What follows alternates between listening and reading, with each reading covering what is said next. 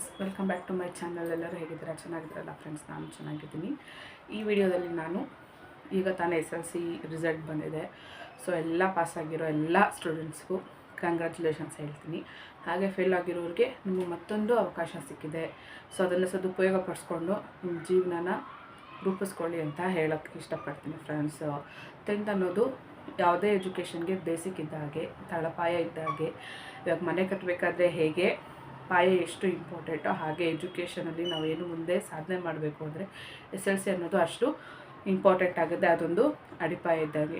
SLCಯಲ್ಲಿ ನಮಗೆ ಚೆನ್ನಾಗಿರುವಂತಹ ಬುನಾದಿ ಪಾಯ ಸಿಕ್ತು ಅಂತಂದರೆ ಮುಂದೆ ನಾವೇನೋ ಒಂದು ಸಾಧನೆ ಮಾಡೋದಕ್ಕೆ ಸಹಕಾರಿಯಾಗುತ್ತೆ ಫ್ರೆಂಡ್ಸ್. ಮುಂದೆ ನಾವೇನಾದರೂ ಲಾಯರ್ ಆಗಬೇಕು, ಟೀಚರ್ ಆಗಬೇಕು, ಮತ್ತು IAS ಅಧಿಕಾರಿ ಆಗಿರಬೇಕು. ಎಷ್ಟೋ ಜನಕ್ಕೆ ಒಂದೊಂದು ಕನಸಿರುತ್ತೆ. ಅದನ್ನು ಸಾಧನೆ ಮಾಡೋದಕ್ಕೆ ಫಸ್ಟು ಮೆಟ್ಟಿಲೆ SLC ಅನ್ನೋದು. SLC ಪಾಸ್ ಆದಮೇಲೆ ಇದೆಲ್ಲ ಮಾಡೋದಕ್ಕೆ ಸಾಧ್ಯ ಆಗುತ್ತೆ. ಹೀಗೆ SLC ರಿಸಲ್ಟ್ ಬಂದಿರೋದ್ರಿಂದ ಎಲ್ಲ ಪಾಸಾಗಿರೋ ಎಲ್ಲ ವಿದ್ಯಾರ್ಥಿಗಳಿಗೂ ಶುಭಾಶಯಗಳು ಹೇಳ್ತೀನಿ ಫ್ರೆಂಡ್ಸ್. ಹಾಗೆ ಫೇಲ್ ಆಗಿರೋರಿಗೆ ಮತ್ತೊಂದು ಅವಕಾಶ ಸಿಕ್ಕಿದೆ. ಅದನ್ನ ನೀವು ಸದುಪಯೋಗ ಪಡಿಸ್ಕೊಳ್ಳಿ.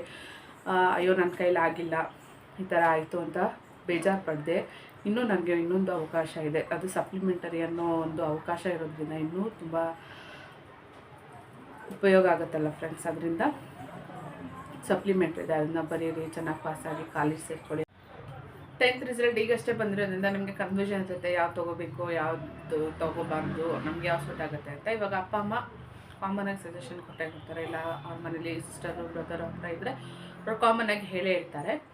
ಬಟ್ ನಿಮಗೆ ಏನು ಓದೋಕ್ಕೆ ಇಷ್ಟನೋ ಅದನ್ನು ಚೂಸ್ ಮಾಡ್ಕೊಳ್ಳಿ. ಇವಾಗ ಅವ್ರು ಹೇಳಿದ್ರು, ಅಮ್ಮ ಹೇಳಿದ್ರು, ನಿಜ, ಅವ್ರು ಹೇಳಿರೋ ಸಜೆಷನ್ ನಾವು ತೊಗೋಬೇಕು.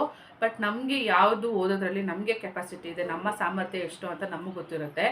ಸೊ ಅದನ್ನ ನೋಡಿ ತೊಗೊಳ್ಳಿ ಅನ್ನೋದು ನನ್ನ ಒಂದು ಅಭಿಪ್ರಾಯ. ಈಗ ಆರ್ಟ್ಸ್ ತೊಗೋತೀರಾ, ಇವಾಗ ನೀವು ಫಾರ್ ಎಕ್ಸಾಂಪಲ್ ಆರ್ಟ್ಸ್ ತೊಗೋತೀರಾ ಅಂತ ಅಂದ್ಕೊಳ್ಳಿ. ನೀವು ಕನ್ನಡ, ಸಮಾಜ ವಿಜ್ಞಾನ ಈ ಥರದಲ್ಲಿ ನಿಮಗೆ ತುಂಬ ಇಂಟ್ರೆಸ್ಟ್ ಇತ್ತು ಅಂತಂದರೆ ನೀವು ಅದರಲ್ಲಿ ಬ್ರೀಫಾಗಿ ಅದನ್ನು ಓದ್ತೀರಾ. ಸೊ ಅದರಲ್ಲಿ ಸಮಾಜಶಾಸ್ತ್ರ ಇರುತ್ತೆ. ನೆಕ್ಸ್ಟ್ ನೀವು PUCಗೆ ಹೋದಾಗ ಅಲ್ಲಿ ಸಮಾಜಶಾಸ್ತ್ರ ಇರುತ್ತೆ, ಇತಿಹಾಸ ಇರುತ್ತೆ, ಹಿಸ್ಟ್ರಿ ಅಂತ ಇರುತ್ತೆ, ಆಮೇಲೆ ನೆಕ್ಸ್ಟ್ ಪೊಲಿಟಿಕಲ್ ಸೈನ್ಸ್ ಇರುತ್ತೆ, ಸೈಕಾಲಜಿ ಇರುತ್ತೆ. ಸೊ ಅಲ್ಲಿ ನಿಮಗೆ ಮತ್ತು ಆಪ್ಷನಲ್ ಕನ್ನಡ ಅಂತ ಒಂದು ಆಪ್ಷನ್ ಇರುತ್ತೆ. ಈ ರೀತಿ ನಿಮಗೆ ಚಾಯ್ಸ್ಗಳು ಇರುತ್ತೆ. ಅಂದರೆ ನೀವು ಇಲ್ಲಿ ಓದಿರೋದಕ್ಕಿಂತ ಅಲ್ಲಿ ಸ್ವಲ್ಪ ನಿಮಗೆ ಹೆಚ್ಚಾಗಿ ಇರುತ್ತೆ ವಿಷಯ. ಇಲ್ಲಿ ಕಡಿಮೆ ವಿಷಯ ಓದಿರ್ತೀರ, ಅದೇ ಆ ರೀತಿ ವಿಷಯಗಳೇ ಸ್ವಲ್ಪ ಹೆಚ್ಚಾಗಿ ಇರುತ್ತೆ. ಇವಾಗ ಕಾಮರ್ಸ್ ಅಂತ ತೊಗೊಂಡ್ರೆ ಅಲ್ಲಿ ಮ್ಯಾಥ್ಸು ಮೇಯ್ನ್ ಆಗಿರುತ್ತೆ. ಮ್ಯಾಥ್ಸ್ಗೆ ಸಂಬಂಧಪಟ್ಟಿರೋ ಬ್ರ್ಯಾಂಚ್ಗಳಲ್ಲಿ ಸ್ವಲ್ಪ ಹೆಚ್ಚಾಗ್ತಾ ಹೋಗುತ್ತೆ. ಅಂತಂದರೆ ಅಕೌಂಟೆಂಟ್ ರಿಲೇಟೆಡ್ ಇರ್ಬೋದು ಅಥವಾ ಬಿಸ್ನೆಸ್ ಬಗ್ಗೆ ಇರ್ಬೋದು. ಸೊ ಆ ರೀತಿ ನಿಮಗೆ ಅಲ್ಲಿ ಇಂಪ್ರೂವ್ ಆಗ್ತಾ ಹೋಗುತ್ತೆ. ಎಕನಾಮಿಕ್ಸು ಇಲ್ಲಿ ಆರ್ಟ್ಸಲ್ಲೂ ಎಕನಾಮಿಕ್ಸ್ ಇರುತ್ತೆ, ಕಾಮರ್ಸಲ್ಲೂ ಎಕನಾಮಿಕ್ಸ್ ಇರುತ್ತೆ. ಬಟ್ ಬೇಸಿಕ್ ಏನಿರುತ್ತೆ ಜಾಸ್ತಿ ಅಂತಂದರೆ ಮ್ಯಾಥ್ಸ್ ರಿಲೇಟೆಡ್ ಇರುತ್ತೆ. ಇಲ್ಲಿ ಆರ್ಟ್ಸಲ್ಲಿ ಅಂತಂತಂದರೆ ನಮ್ಮ ಸೋಷಲ್ ರಿಲೇಟೆಡು, ಹಿಸ್ಟ್ರಿ, ಎಕನಾಮಿಕ್ಸ್ ಆ ರೀತಿ ಇರುತ್ತೆ. ಅಂದರೆ ನಾವು ಓದಿರೋದೇ ಇಲ್ಲಿ ಸ್ವಲ್ಪ ಕಂಟೆನೆನ್ಸ್ ಇರುತ್ತೆ ಆರ್ಟ್ಸಲ್ಲಿ. ಈ ಕಾಮರ್ಸಲ್ಲಿ ಏನಿರುತ್ತೆ ಅಂದರೆ ಮ್ಯಾಥ್ಸಲ್ಲಿ ಇಂಟ್ರೆಸ್ಟ್ ಇರೋರು ಕಾಮರ್ಸ್ನ ತೊಗೋಬೋದು. ಇನ್ನು ಸೈನ್ಸಲ್ಲಿ ಅಂತಂತಂದರೆ ಇವಾಗ ಡಾಕ್ಟರು, ಇಂಜಿನಿಯರ್ ಆಗೋರು ಅಂಥವ್ರು ಸೈನ್ಸ್ ತೊಗೊತಾರೆ. ಅವ್ರಿಗೆ ಇಂಟ್ರೆಸ್ಟ್ ಇರೋರು ಸೈನ್ಸಲ್ಲಿ ಇಂಟ್ರೆಸ್ಟ್ ಇರುತ್ತಲ್ಲ ಅದ್ರಲ್ಲಿ ತೊಗೋತಾರೆ. ಅಲ್ಲಿ ಇನ್ನೂ ಬಯಾಲಜಿ, ಕೆಮಿಸ್ಟ್ರಿ, ಫಿಸಿಕ್ಸು ಎಲ್ಲನೂ ಅಲ್ಲಿ ಸ್ವಲ್ಪ ಜಾಸ್ತಿ ಹೆಚ್ಚು ವಿಷಯಗಳು ಅಲ್ಲಿ ನೀವು ತಿಳ್ಕೊಬೋದು. ಸೊ ಸೈನ್ಸ್ ತೊಗೊಂಡವರು ಮುಂದಕ್ಕೆ ಅವರು ಫ್ಯೂಚರಲ್ಲಿ ಇಂಜಿನಿಯರು, ಡಾಕ್ಟರು, ಬೇರೆ ಬೇರೆ ಫೀಲ್ಡಿಗೆ ಅವರು ಹೋಗ್ಬೋದು. ಇಲ್ಲಿ ಆರ್ಟ್ಸ್ ತೊಗೊಂಡಿರೋ ಅಂಥವ್ರು ಲಾಯರು, ಟೀಚರು ಮತ್ತು ಎಲ್ಲ ಗೌರ್ಮೆಂಟ್ ಜಾಬ್ಗಳಿಗೆ ರಿಲೇಟೆಡ್ ಆಗಿರುವಂಥ ಕಾಂಪಿಟೇಟಿವ್ ಎಕ್ಸಾಮ್ ಬರೆಯೋದಕ್ಕೆ ಇವ್ರಿಗೊಂದು ಸ್ವಲ್ಪ ಬೇಸಿಕ್ ಅನ್ನೋದು ಇವ್ರಿಗೆ ಚೆನ್ನಾಗಿ ಇರುತ್ತೆ ಆರ್ಟ್ಸ್ ಅವ್ರಿಗೆ. ಹಾಗಂತ ಕಾಮರ್ಸ್ ಮತ್ತು ಸೈನ್ಸ್ ಅವ್ರಿಗೆ ನಾಲೆಡ್ಜ್ ಇರಲ್ಲ ಅಂತ ನಾನು ಹೇಳ್ತಾಗ. ಅಂದರೆ ಹೆಚ್ಚಿನ ವಿಷಯಗಳು ಆರ್ಟ್ಸ್ ವಿಭಾಗದಿಂದನೇ ಬಂದಿರುತ್ತೆ ಅನ್ನೋದು ನನ್ನ ಅಭಿಪ್ರಾಯ. ಸೊ ನೀವು ಮುಂದೆ ತಗೊಳ್ಳುವಂಥವ್ರು ಯೋಚನೆ ಮಾಡಿ, ನಿಮ್ಮ ಸಾಮರ್ಥ್ಯ ಏನು ಅನ್ನೋದು ನೀವು ಕೂತ್ಕೊಂಡು ಯೋಚನೆ ಮಾಡಿ ಆಮೇಲೆ ನೀವು ಚೂಸ್ ಮಾಡೋದು ಒಳ್ಳೆಯದು ಅಂತ ನನ್ನ ಅಭಿಪ್ರಾಯ. ಇಲ್ಲಾಂದರೆ ನಿಮಗೆ ಯಾರಾದರೂ ಗೈಡ್ಲೈನ್ಸ್ ಕೊಡುವಂಥವ್ರು, ಅಂದರೆ ಇವಾಗ ನಿಮ್ಮ ಟೀಚರ್ ಆಗಿರ್ಬೋದು, ಇಲ್ಲ ನಿಮ್ಮ ಪೇರೆಂಟ್ಸ್ ಆಗಿರ್ಬೋದು, ಇಲ್ಲ ನಿಮ್ಮ ಸಿಬ್ಲಿಂಗ್ಸ್ ಆಗಿರ್ಬೋದು, ಇಲ್ಲ ನಿಮ್ಮ ಕಸಿನ್ಸ್ ಆಗಿರ್ಬೋದು, ನಿಮಗಿಂತ ಜಾಸ್ತಿ ಓದಿರೋರ ಗೈಡೆನ್ಸ್ ನೀವು ತೊಗೋಬೋದು. ಇವಾಗ ಅಕಸ್ಮಾತ್ ನಿಮಗೆ ಯಾರೂ ಹೇಳೋರಿಲ್ಲ ಅಂತ ಇದ್ದರೆ ಇವಾಗ ಸೋಷಿಯಲ್ ಮೀಡಿಯಾ ಇಷ್ಟು ಮುಂದುವರೆದಿದೆ. ನೀವು ಯೂಟ್ಯೂಬಲ್ಲಿ ಚೆಕ್ ಮಾಡ್ಬೋದು. ಎಷ್ಟೊಂದು ಅದಕ್ಕೆ ರಿಲೇಟ್ ಆಗಿರುವಂಥ ವೀಡಿಯೋಸ್ಗಳಿರುತ್ತೆ. ನಿಮಗೆ ಅದರಲ್ಲಿ ನಿಮ್ಮ ನಾಲೆಡ್ಜು ಇಂಪ್ರೂವ್ ಆಗುತ್ತೆ. ಯಾವ ತೊಗೊಂಡ್ರೆ ನಿಮಗೆ ಯೂಸ್ಫುಲ್ ಆಗುತ್ತೆ ಅನ್ನೋದು ನಿಮಗೆ ಇನ್ಫಾರ್ಮೇಷನ್ ಇದರಲ್ಲೆಲ್ಲ ಸಿಗುತ್ತೆ. ಸೊ ನನಗೆ ಏನು ಆಯಿತು ಅಂತಂದರೆ ನಂದು 10th ರಿಸಲ್ಟ್ ಬಂತು. ನನ್ನ ಫಸ್ಟ್ ಕ್ಲಾಸ್ ಬಂದಿದ್ದು 75%. ಸೊ ನಾನು 10th ಚೆನ್ನಾಗಿ ಬಂದಿತ್ತು. PUC ನಾನು ಏನು ಮಾಡಿದೆ, ಆರ್ಟ್ಸ್ ತೊಗೊಂಡೆ. ನನಗೆ ಟೀಚರ್ ಆಗಬೇಕಂತ ಇಷ್ಟ ಇತ್ತು. ಸೊ ನಮ್ಮ ಪೇರೆಂಟ್ಸ್ಗೂ ಅದೇ ಇಷ್ಟ ಇದರಿಂದ ನಾನು ಏನು ಮಾಡಿದೆ ಅಂತಂದರೆ ಆರ್ಟ್ಸ್ ಚೂಸ್ ಮಾಡಿದ್ದೆ. ಬಟ್ ಏನಾಯಿತು ಅಂತಂತಂದರೆ ನಾನು BEdಗೆ ಜಾಯ್ನ್ ಆಗಬಾರ್ದಾಗಿತ್ತು ಅಂತ ಇವಾಗ ಅನಿಸುತ್ತೆ. ಸೊ ಅವಾಗ ನಾನು ಅಲ್ಲಿ 2 ಇಯರ್ಸ್ನ ವೇಸ್ಟ್ ಮಾಡಿದೆ. ಡಿಪ್ಲೊಮೊ ಇನ್ ಎಜುಕೇಷನು 2 ಇಯರ್ಸಲ್ಲಿ ನಾನು ಓದಿದ್ದು.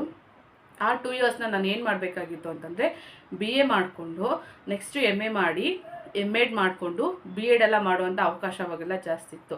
ಬಟ್ ನಾನು 2 ವರ್ಷ ಅಲ್ಲಿ ನನಗೆ ಏನಾಯಿತು ಅಂತಂದರೆ ಸರಿಯಾದ ಗೈಡೆನ್ಸ್ ನನಗೆ ಸಿಕ್ಕಿಲ್ಲ. ಸೊ ನನಗೆ ಅಷ್ಟು ಇನ್ಫಾರ್ಮೇಷನ್ ಕೊಡೋರು ಯಾರೂ ಇಲ್ಲ. ನಮ್ಮ ಸಿಬ್ಲಿಂಗ್ಸ್ ಆಗಿ ಬಂದರೆ ನಾನೇ ನಮ್ಮ ಮನೇಲಿ ದೊಡ್ಡೋಳಾಗಿರೋದ್ರಿಂದ ನನಗೆ ಅಷ್ಟೊಂದು ಮಾಹಿತಿ ಅದ್ರ ಬಗ್ಗೆ ನನಗೆ ಗೊತ್ತಿದ್ದಿಲ್ಲ. ಮುಂದೆ ಏನು ಮಾಡಬೇಕು, ಟೀಚರ್ ಆಗಬೇಕು, ಹೋಗಿ DEd ಸೇರಿಕೊಂಡೆ. ಬಟ್ ನಾನು ಮುಂದೆ ಫ್ಯೂಚರ್ನ ಯೋಚನೆ ಮಾಡೇ ಇಲ್ಲ. ನಾನು ಮುಂದೆ ಏನಾದರೂ ಅವಾಗ ಯೋಚನೆ ಮಾಡಿದ್ದಿದ್ರೆ ಇವಾಗ ನಾನು ಒಂದು ಮೇ ಬಿ ಲೆಕ್ಚರರ್ ಆಗಿರ್ತಾಯಿದೆ ಅನ್ನೋದು ಒಂದು ಆಸೆ ಇವಾಗೂ ಉಳ್ಕೊಂಡಿದ್ದೆ. ಬಟ್ ಆವಾಗ ಅಲ್ಲಿ ತೊಗೊಂಡಿರೋಂಥ ಒಂದು ತಪ್ಪು ಡಿಸಿಷನಿಂದ ಇವಾಗ ಈ ಪೊಸಿಷನಲ್ಲಿ ಇದ್ದೀನಿ ಅಂತ ಅನ್ಬೋದು. ಆದರೆ ಇವಾಗಲೂ ಏನೂ ನಾನು ಲಾಸ್ ಆಗಿಲ್ಲ. BA ಮಾಡ್ಕೊಂಡಿದ್ದೀನಿ, DEd ಮಾಡ್ಕೊಂಡಿದ್ದೀನಿ. ಸೊ ಟೀಚರ್ ಟ್ರೈನಿಂಗ್ ಎಲ್ಲ ನಂದು ಆಗಿದೆ. ಸೊ ಇವಾಗೂ ಏನೂ ಲಾಸ್ ಆಗಿಲ್ಲ. ಬಟ್ ನಾನು ಆ ಗೋಲ್ನ ರೀಚ್ ಆಗೋದಕ್ಕೆ ಆಗಿಲ್ಲ.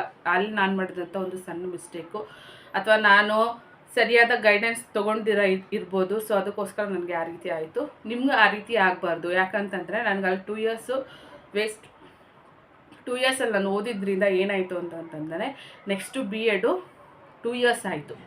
ನೆಕ್ಸ್ಟು MA 2 ಇಯರ್ಸ್ ಆಗಿದೆ ಇವಾಗ. ಅದರ ಮೇಲೆ ಇವಾಗ ಲೆಕ್ಚರರ್ ಆಗಬೇಕಂದ್ರೆ ಕಂಪಲ್ಸರಿ BEd ಮಾಡಬೇಕು ಅಂತ ಹೇಳ್ತಾರೆ.